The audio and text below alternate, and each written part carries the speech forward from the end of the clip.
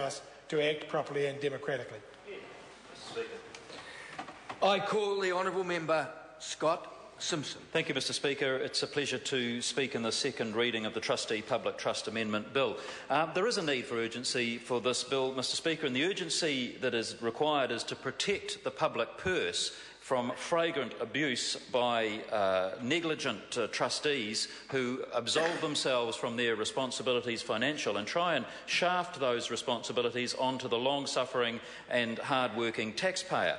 So there is a need for urgency, and this is simply a prudent measure taken on behalf of a careful, thoughtful and understanding minister who has taken the initiative. And I can just hear the Labor Party now moaning, whinging and bleating if this act had not been, or this bill had not been taken, and we'd had a queue of trustees absolving themselves of their responsibilities and thrusting themselves upon the long-suffering taxpayer. It would be the Labor Party then who would be whinging and moaning mercilessly about a lack of active foresight on behalf of the minister. And I'm very pleased that she's taken an opportunity to fix this loophole, because the rule allowing the High Court to appoint a public trust as a replacement trustee was originally enacted to ensure family trusts didn't fail for lack of a trustee. It was never intended to operate in a commercial situation of the sort that we are seeing before the courts right now. A failed finance company using Section 46